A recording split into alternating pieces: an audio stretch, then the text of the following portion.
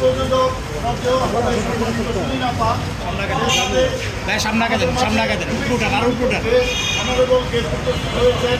আমি এখন কথা বলি নাই, আমাদের প্রিয় দাদা এবং বিক্রেতা এবং ভাই বুঝতে একটু উপরুটান না তাদেরকে আমাদের বাংলাদেশের সকল 64 জেলা কলকাতা থেকে বাংলাদেশে আসছে আমাদের সঙ্গে সিনেমা দেখতে। এই জন্য আমরা আবেগে আপ্লুত, আমাদের পক্ষ থেকে শুভেচ্ছা জানাচ্ছি এবং বাংলাদেশের সবার পক্ষ থেকে তাদেরকে অভিনন্দন জানাচ্ছি। সেই সাথে অনেকে অনেক কথা বলেছেন, কিন্তু মুভি নিয়ে নেগেটিভ প্রচারণা করেছেন। আসলে মুভি না দেখে যারা এই ধরনের নেগেটিভ কথা ছড়ায় তারা বাংলাদেশের সংস্কৃতিকেই আসলে বিশ্বাস করে না।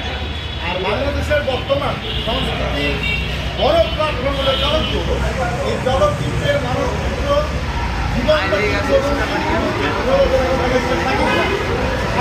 বিকল্প আজও পর্যন্ত কেউ আসেনি, আসতেও পারবে না। বাদ দিয়ে অন্য কেউ যদি চিন্তা করে তারা বোকা সঙ্গে বসবাস করে চিন্তা করতে হবে, সেখানে হাত ধরে চিন্তা করতে হবে।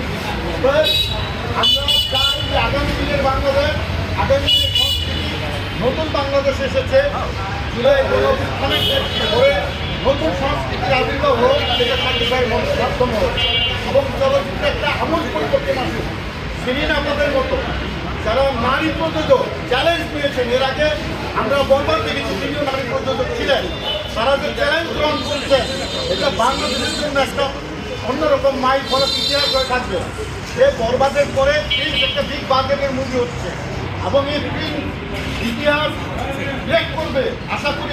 আমরা যে ধরনের গল্প ম্যাগজিন বা যে ধরনের লোকেশনে শুটিং করেছে, শিরিন আপার যে মানে অর্থের প্রতি মায়া না করে নাগেশকে তার মেধাকে যে মূল্যায়ন দিয়েছেন, এই জন্য আমরা যারা সাকিব ভক্ত শিরিন আপাকে স্যালুট জানাই। আপা আপনাকে সকল সাকিবের পক্ষ থেকে কংগ্রাচুলেশন, যে আপনি চ্যালেঞ্জ গ্রহণ করেছেন বাংলাদেশের এরকম একটা সময়ে।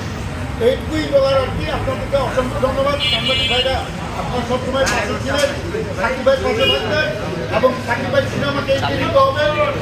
একটা প্রেক্ষাপটীয় উৎস থেকে পাঠিয়ে এবং সমগ্র বিশ্বব্যাপী যেন বাংলার চলচ্চিত্র এগিয়ে যায়, সাকিব ভাইয়ের হাত ধরে আমরা এগিয়ে প্রত্যাশা করছি। এবং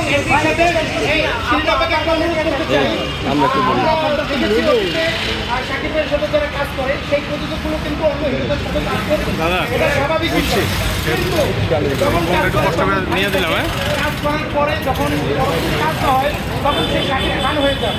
আমরা চাইবো ভাইয়ের প্রতি যাতে রেসপেক্ট সবসময়